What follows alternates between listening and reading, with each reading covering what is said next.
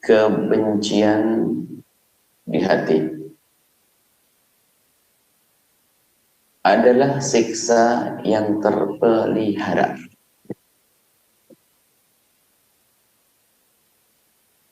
Kebencian di hati adalah siksa yang terpelihara. Memang siksa itu tidak tampak di zahir jasadnya. Orang iri kepada tetangga tidak terlihat di jasadnya. Tapi dia sakit di saat tetangganya bisa beli motor, beli mobil, bangun rumah. Orang yang dendam fisiknya masih sehat, seger buger. Bahkan dia seorang olahragawan dengan tubuh yang sehat-sehat betul. Akan tapi di dalam hatinya ada dendam, maka sesungguhnya dia tersiksa. Di saat dia melihat orang yang didendami, orang yang dibenci, orang yang dimusuhi, maka yang ada di dalam hatinya adalah rasa sakit. Apalagi di saat orang yang dibenci itu adalah punya kesuksesan, maka semakin sakitlah dia. Nah, ini harus kita sadari, itulah penyakit hati yang baginda Nabi selalu mengajarkan kita untuk membersihkan penyakit hati. Dan kita perlu lacak penyakit hati itu bikin kita sakit. Dengki tadi lihat sakit gitu ya. Orang dengki lihat tetangga sukses sakit. Orang dendam. Maka dendam itu orang kalau sudah tidak ada cinta itu dia duduk dengannya itu sudah siksa. Kata Imam Syafi'i, qurbu man la tuhibbu jahdul bala'i. Kalau engkau dekat dengan orang yang kamu tidak cinta kepadanya, apalagi benci, capek, keringetan. Kenapa aku duduk dengan dia? Bayangkan dia tidak nyentuh kita, dia tidak mukul kita, dia tidak nusuk kita. Tapi kita menjadi tidak enak duduk. Karena kita lagi benci sama seseorang tersebut. Maka ingat, siapapun dari kita yang tidak berusaha untuk membersihkan hatinya itu seperti orang yang membiarkan koreng tumbuh subur di kulitnya. Dia adalah orang bodoh. Maka dari itu jangan Anda merasa bahwasanya hatiku bersih, tidak ada kotorannya. Oh tidak, kita semuanya bisa kotor hatinya. Kita banyak kotor di hati kita, teman tugas kita membersihkan hati. Kita ada dendam, kita ada benci. Kalau ada orang sukses, kadang hati kita berubah. Tidak, sekarang harus aku berubah bahwasanya. Jika aku melihat sahabatku sukses, aku pastikan aku akan senang. Aku akan datang kepadanya, mengucapkan selamat, biarpun di hatiku belum suka.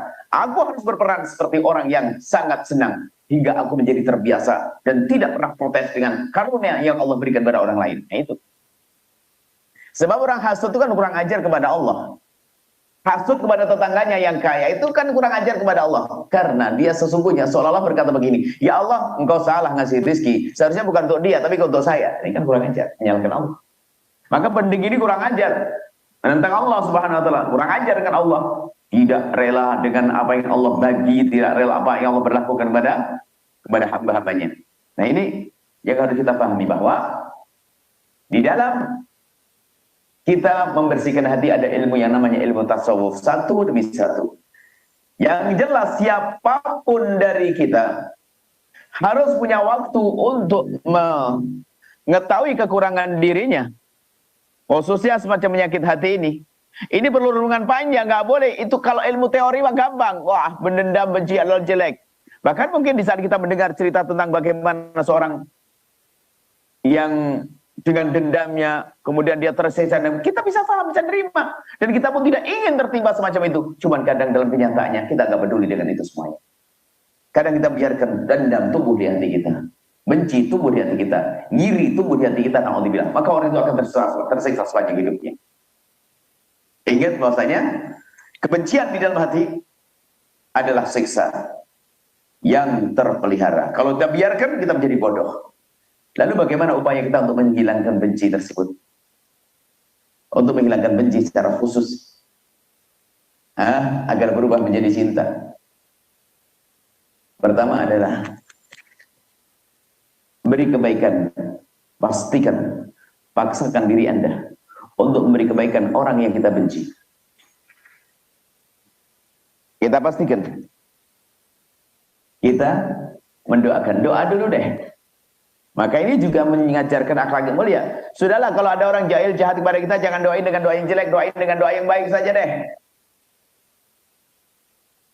Maka di saat kita mau dendam sama seorang, apalagi kita ngiri. Misalnya kita ngiri tetangga kita. Tetangga kok sukses duluan punya toko ramai, tokoku nggak ramai. Aku akan doakan dia. Ya Allah, tetanggaku. Tokonya banyak sekali pelanggan yang kami mohon ya Allah. Jadikan toko yang penuh berkah ya Allah. Anak-anaknya kau jaga ya Allah. Kita doakan semacam itu. Agar kita lawan. Supaya tidak berkembang menjadi benci-benci yang wah, menjadi benci yang sesungguhnya. Maka itu akan merepotkan perilaku kita, merepotkan kehidupan kita. Nah, pertama adalah mendoakan. Setelah kita bisa mendoakan dan pastikan doa yang baik, Anda sudahlah. Jangan doakan orang-orang yang bermasalah kita dengan doa jelek. Kita doain yang baik lebih untung. Misalnya dia jahat pada kita, ngambil duit kita dan sebagainya. Kalau kita doakan dengan doa yang baik, kemudian dia sadar, kemudian tobat, kan kembali duit, kemudian tiba semakin baik dengan kita. Ya. Maka jangan sampai kita itu mendoakan orang lain saja susah. Ayo belajar semua dari kita. Dan memang berat. Yang namanya pangkat tinggi harus diraih dengan jerih payah dong. Kalau kita ingin punya pangkat yang dipanggil oleh Allah, ainal mutahabbuna bi jalali. Ini pangkat tinggi. Pangkat mahbubiyah. Pangkat mahbubiyah yang dipandang di akhirat nanti diseru oleh Allah. Ainal mutahabbuna bi jalali. Mana orang yang hidup di dunia dengan cinta tanpa ada benci, tanpa ada dengki. Yang ada hanya cinta dan cinta di hati mereka. Al-yawma udhilluhum yawma la dhilla illa dhilli. Sekarang akan aku beri perlindungan di saat tidak ada lagi perlindungan kecuali perlindungan dari Allah. Ini kan keindahan orang yang membangun cinta di dunia ini. Saling mencintai. Yaitu yang pertama tadi, kita doakan dia. Orang yang kita benci kita doakan dengan doa kebaikan. Karena dengan doakan doa kebaikan itu bisa dikabul, lalu doa ini akan berguna untuk kita. Karena dia menjadi baik, kita pun mudah dalam melakukan kebaikan. Nah ini. Yang kedua, di samping berdoa. Di samping berdoa adalah kita beri apa yang kita mampu untuk kita memberi hadiah. Tahadu tahabu. Kau beri hadiah akan muncul cinta. Saling langkau beri hadiah. Jadi kalau kita marah sama seorang, jangan dituruti dengan caci maki dan oloan. Langsung kita berusaha. Aku akan beri hadiah dia. Bismillahirrahmanirrahim. Aku transfer ke duit dia. Aku kirim baju aku. Maka ketahuilah. Kalau kita biasa memerangi penyakit-penyakit semacam itu, apa yang terjadi? Hidup Anda indah. Semua dari kita gak dendam. Bisa kita yakin mendam langsung ya Allah. Itu kurang ajar banget ya Allah. Panjangkan umurnya, lapangkan rezekinya, jaga anak keturunan ya Allah. Dengan kebiasaan seperti itu maka ketahuilah Anda istimewa. Anda waliullah, kekasih Allah yang berjalan di atas bumi. Karena hati Anda salim, hukumnya qalbun salim, yang akan datang kepada Allah dengan hati tersebut, maka beruntunglah. Ya. Itulah wahai para perindu ridha Allah, para pecinta baginda Nabi Muhammad SAW. Ingat bahwasanya, ayo kita berusaha untuk menghilangkan benci. Siapapun dari kita. Ingat, doa. Kalau umumnya kita berdoa itu kita doakan orang yang baik kepada kita. Itu mah enteng mendoakan orang yang baik kepada kita karena dia sudah baik kepada kita. Tapi yang paling hebat adalah orang yang mendoakan untuk orang yang memusuhinya, mencacinya, menfitnahnya, menggunjingnya.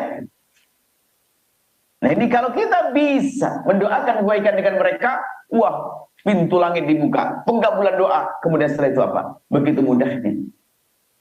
Begitu mudahnya di saat seseorang bisa melakukan yang demikian, mendoakan kepada orang yang benci. Semakin sering kita melakukan begitu, kita latih, hati kita sudah biasa. Mudah kita dalam melakukan kebaikan setelah itu. Ini kerjaan para waliullah, kekasih Allah itu yang disebut dengan yang salamatus sudur, yang hati selamat tuh gitu. Kerjaan paling penting adalah jaga hati agar tidak dendam. Pokoknya aku nggak boleh dendam deh. Karena membiarkan dendam di hati itu membiarkan tadi kita sebut siksa yang terpelihara. Hanya orang bodoh yang membiarkan siksa. Dendam tidak ada ujung-ujungnya. Dan itu termasuk panjatan doa yang selalu kami hadirkan. Biasanya kami menumpang pengkabulan doa di saat berada di majelis-majelis seperti ini. Kita mohon kepada Allah dengan doa tersebut, harapannya adalah doa itu dikabul. Karena apa? Kita mohon dan diamini oleh orang-orang baik. Kan begitu. Di antara doa yang sering kami hadirkan, ya Allah, jika ada orang berbuat zahat kepada kami, menyakiti kami, zalim, aniaya kepada kami, fitnah kami, bunyi kami, ampuni dia ya Allah. Jangan hukum dia ya Allah. Ketika kita bisa doa begitu, nggak ada gunanya kita rugi mendoakan jelek kepada siapapun, karena khawatir akan menjadi dendam yang tersembunyi, yang menjadi sumber dengan panjatan doa yang jelek. Maka sesungguhnya dengan yang demikian itu kita seolah-olah miara dendam di hati kita, memiara penyakit yang ada di hati kita. Inilah para perindu Allah. Pastikan, ingat, jika ada orang berbuat zalim pada Anda, sudahlah. Urusan pribadi ya, bukan urusan Allah. Urusan Allah nggak bisa dong, harus marah dong. Nabi Muhammad diganggu, Islam direndahkan, ya kita harus marah karena itu kewajiban kita. Harus kita bela demi agar kita selamat, agar kita tidak digolongkan sebagai orang yang nggak punya cinta dan cemburu. Akan tapi urusan pribadi tadi yang menjadikan kita menjadi sebab kita menjadi dendam, benci, dengki, maka yuk kita tumbangi dengan panjatan doa. Toko sebelah kok ramai banget tokonya, kita doakan, ya Allah. Padahal kita lagi ngiri dengan dia, lagi dengki kepada dia. Kita jualan, kita punya toko nggak laku-laku, tapi toko tetangga yang datang banyak banget. Langsung kita doakan, ya Allah, tetanggaku tokonya besar banget, pelanggannya banyak, ya Allah, jadikan hartanya harta yang berkah, menjadikan sebab mereka selamat di dunia akhirat. Ya Allah, jaga mereka. Gitu aja. Kepada orang yang kita benci pun juga demikian, jangan menunda. Kita mendoakan kepada orang-orang yang kita benci sekalipun. Baru setelah itu dalam hajatan doa, rentetan doa adalah setelah itu baru doakan kita orang-orang yang kita cintai. Wah, beres deh. Karena apa? Sudah kita bersihkan dah. Sebab pada saat Allah mengampuni dosa, saat Allah mengabul doa, kecuali untuk orang yang di dalamnya ada dendam. Masya Allah, menyerikan dendam itu. Maka dari itu ayo, dendam tentu ada di hati kita. Jangan berkata aku nggak punya dendam. Enggak, kita semua punya dendam dan benci. Akan tapi kehebatan orang itu adalah menggantikan benci dendam tadi menjadi cinta. Dipaksain, dan itu bisa dengan kita berbuat dosa. Kita merenung, kenapa aku benci dia? Bukankah dia umat Nabi Muhammad? Nabi setiap hari mendoakan dia, kenapa aku benci dia? Terus kita merenung yang demikian itu, maka ketahuilah benci akan begitu mudah dihilangkan di hati kita. Ingat, jangan berkata aku tidak punya benci, akan tapi ada benci di hati kita. Cuman berbedanya antara orang dengan orang, kekuatan dan kehebatan di dalam memerangi kebencian tersebut. Ingat, mungkin benci, dendam ada di hati kita balas dengan panjatan doa yang baik untuknya, dan kita balas dengan hadiah-hadiah yang kita berikan.